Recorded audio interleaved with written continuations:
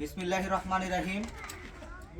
হিলফুল ফুজল যুব সামাজিক উন্নয়ন কেন্দ্রের আমাদের 2 বছর মেয়াদী যে কর্ম পরিকল্পনাগুলো রয়েছে তা আমাদের সাংগঠনিক সম্পাদক মোশাররফ হোসেন শিহাব সাহেব আপনাদের সামনে তুলে ধরবেন।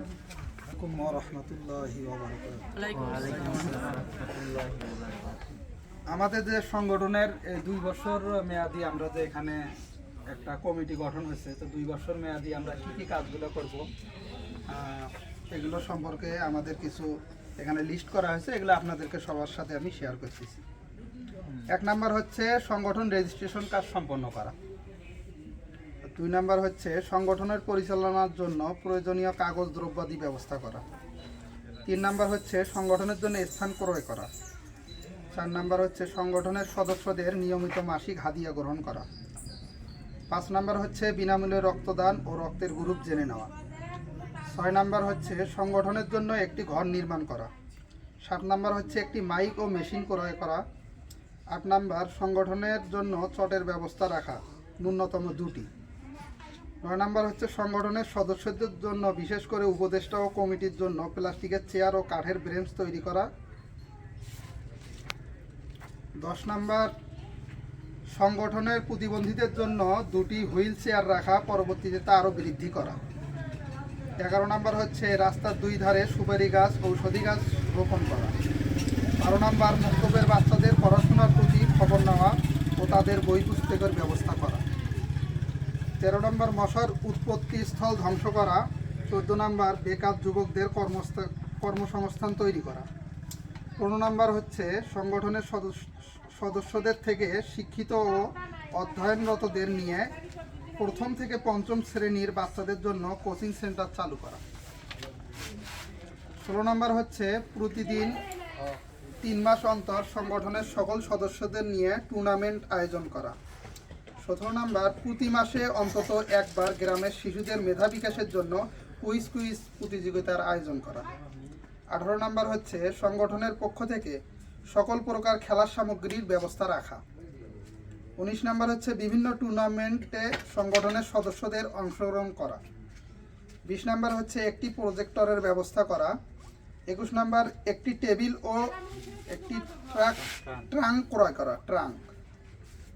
22 নাম্বার হচ্ছে এতিম শিক্ষার্থীদের পাশে দাঁড়ানো ও তাদের বস্ত্র ও পাঠ্যপুস্তক ক্রয়। 23 নাম্বার হচ্ছে সংগঠনের সকল সদস্যদের নিয়মিত নামাজে আসার ব্যবস্থা করা।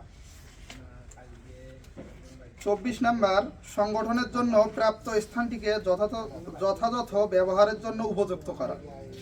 25 নাম্বার হচ্ছে অসুস্থ অসহায়দের চিকিৎসা। 26 নাম্বার মৃত ব্যক্তির জন্য শেষ কাজ ও 40 দিনের অনুষ্ঠানে প্যান্ডেল দিয়ে সহায়তা করা। 27 নাম্বার হচ্ছে সংগঠনের প্রাপ্ত স্থানটিকে একটি মাদ্রাসার জন্য নিজেদের প্রস্তুত রাখা ও সহায়তা করা। 29 নাম্বার হচ্ছে বার্ষিক মাহফিলে 28 নাম্বার হচ্ছে সংগঠনের নামে ব্যাংক অ্যাকাউন্ট খোলা।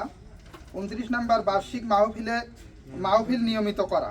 এবং 30 নাম্বার হচ্ছে সকলে যার যার স্থান থেকে বিভিন্ন উপায়ে সংগঠনের জন্য ফান্ড সংগ্রহের সর্বোচ্চ প্রচেষ্টা করা। 30টি আমরা কার্য পরিচালনা করার জন্য পদক্ষেপ নিয়েছি ইনশাল্লাহ। তুলে ধরলাম। এর পাশাপাশি আপনাদের যদি আরও কোনো মতামত থাকে সেক্ষেত্রে আপনারা আমাদেরকে জানাবেন যে যে কাজগুলো আমাদের সমাজের আমাদের ছেলেদের উন্নয়নের জন্য আমাদের একটি আদর্শ গ্রাম তৈরি করার জন্য যে যে কথাগুলো বা কাজগুলো করার দরকার আপনারা জানাবেন।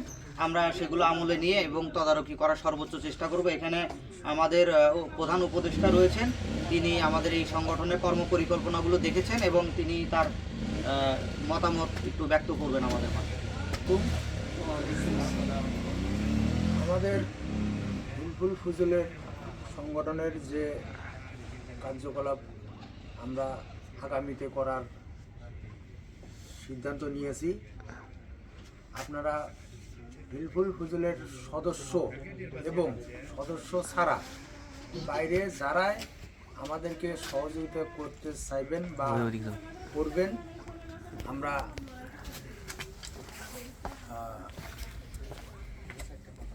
সহযোগিতা করার জন্য যাই হোক আমরা আর কি সবাইকে অনুরোধ জানাচ্ছি আমাদের সংগঠনটা যেন আমরা টিকে রাখতে পারি ইনশাল্লাহ। আপনাদের কাছে এটাই আমার অনুরোধ। এবং পাশাপাশি আমাদের যে ছেলেপেলেগুলো পরিশ্রম করে এই সংগঠনটা আগিয়ে নিয়ে যাচ্ছে তাদেরকেও সবাই দোয়া করবেন, তারা যেন সুস্থ সুন্দরভাবে এই সংগঠনটা যেন আগিয়ে নিয়ে যেতে পারে, এই বলে আমার বক্তব্য শেষ করছি। আসসালামু আলাইকুম।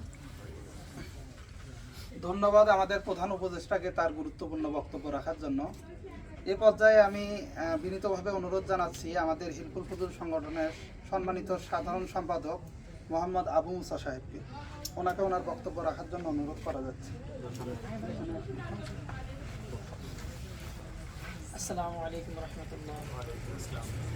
মহান আল্লাহ পাক রব্বুল আলামিনের কাছে লাখো কোটি শুকরিয়া যে মহান আল্লাহ পাক রব্বুল আলামিন আমাদেরকে এই ছোট্ট একটি গ্রামের মধ্যে আমাদেরকে মানব সেবায় নিয়োজিত করে রেখেছেন এবং মানুষের সেবার জন্য আমরা নিজেদেরকে যেভাবে বিলিয়ে দিচ্ছি ঠিক এভাবেই যেন আমরা আমাদের নিজ স্বার্থকে অন্যদের জন্য বিলিয়ে দিয়ে এবং মানুষের জন্য পাশে সেবায় থাকতে পারি সবসময়।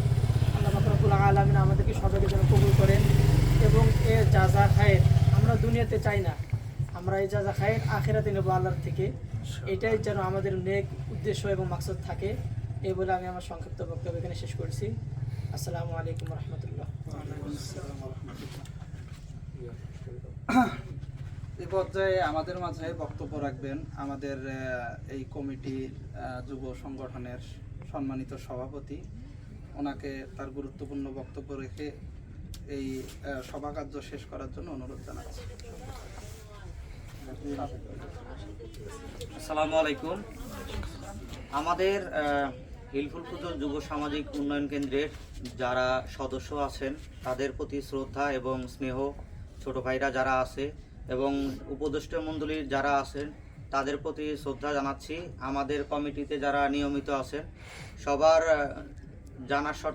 জানার জন্য বলতেছি যে আমরা এখানে যারা সংগঠনের ছেলেরা আছি সবাই হয়তো সব কাজে পারদর্শী না, কেউ কেউ এমন কিছু জানে যে আমরা বড়রাও তা জানি না।